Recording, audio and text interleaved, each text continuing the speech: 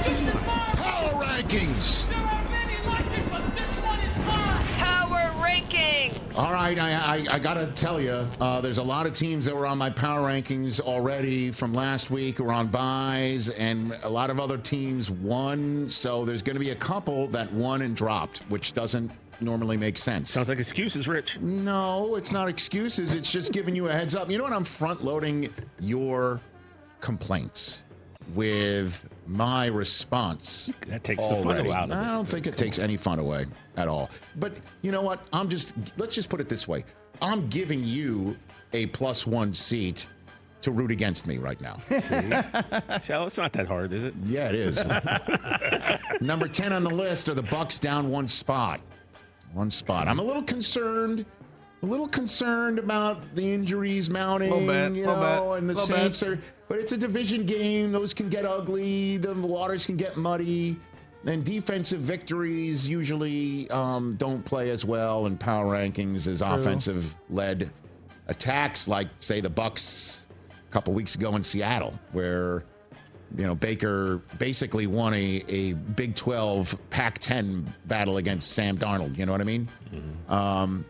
So they're down one spot, but they're still on my list. And then up one spot because they just boat raced the Carolina Panthers. The Bills, once upon a time at 10, they're now at 9 on my power rankings list. And I can't pop them over the Patriots. So I'm keeping the Patriots. Oh. Days like a buffalo. At 8. At 8. Because I think if the Patriots played the Rams, I think the Rams win the game. You're wrong about that. So does that mean all right that number 7 is? The Rams. They're down one spot on a bye. I take Brock in that game. They're down one spot. Thanks, and the only reason why I didn't keep them right before is because I downgraded the Eagles one spot as well. That's a shame. Down to 6. Okay. And the Eagles beat the Rams. So I'm kind of trying to be as consistent in that respect as well. I do love the fact that the Eagles have started. I mean, they found Saquon.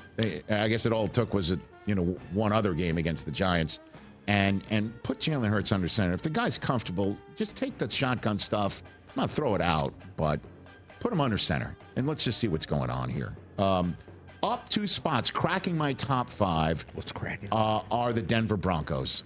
They are playing lights out. You just heard Kurt Warner say Bo Nix had the best game on tape along with Jordan Love of the week.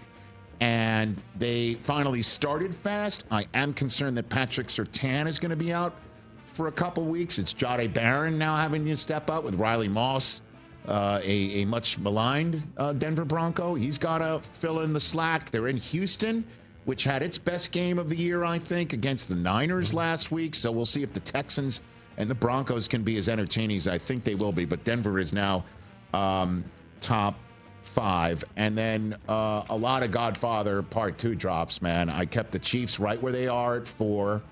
I kept the Packers right where they are at 3. I kept the Colts right where they are at 2. Despite the Chiefs, Packers, and Colts coming up with highly impressive wins. Say what you will about the Tennessee Titans, but the Colts usually, in a division game, you throw records out, and what they did was throw the Titans out of the building. And Jonathan Taylor is just lighting it up. But I still believe at the end of the day, the team that is the best in the NFL, roster-wise, coaching-wise, quarterback, running back, receiver, defense-wise, I still can't quit the Lions right now, even though they were on a bye, and I downgraded some other teams on a bye this past week, like the Rams. I still think the Lions are the best team in football. I still think they are going to win the NFC. I know the Packers are in front of them. I know the Packers have already beaten them, and I already said earlier in these power rankings, this team, I can't put them above this one because they lost to that one. I'm just there. I just can't be pushed off it. I kind of dig the Lions and what they did before their bye. They're going to come back healthier. Brian Branch is back from his suspension. They're going to take on the Minnesota Vikings this week. And now that Aiden Hutchinson is paid, like, hey, Aiden, first up, go hunt your other Wolverine in J.J. McCarthy, who's coming back from an ankle injury, and test that one out right away. The Lions lead my power rankings entering week number 9. My power rankings are brought to you by Sonos. Explore soundbars, speakers, and more at Sonos.com. Sonos products look as good as they sound, and I should know because I use Sonos. Gents, comments, questions? You are my plus ones sitting with me right now, even though you're rooting against me. These are probably the 10 best teams. You know, I might have had Indy 1, Green Bay 2. Just because they did play last week and we saw them recently? Yeah, I don't want to penalize for a bye, but you know the week 1 win, and I like what Green Bay's doing right now. So do I. And Christian Watson coming back only adds to that mix.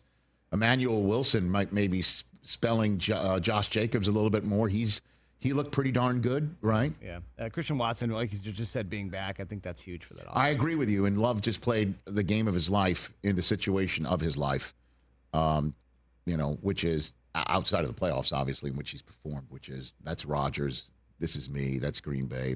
Feels like Rodgers' these are the 10 routine. best He teams. just lit it up. Feels like these are the 10 best. All right.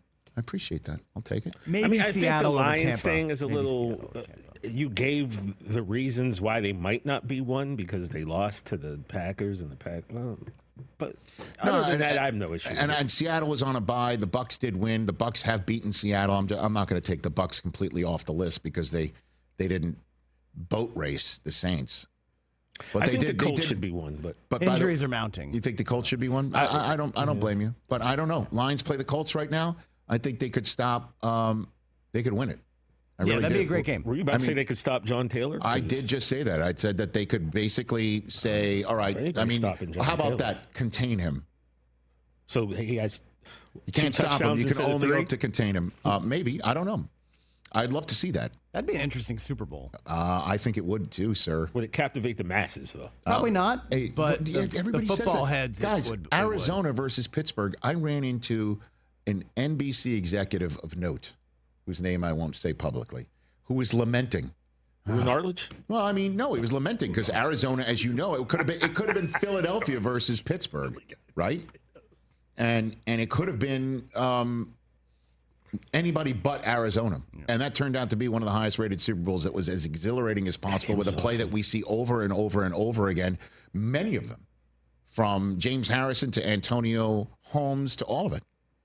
So you never know. You can't just sit here and say it would be no interest because it's Indianapolis. I disagree.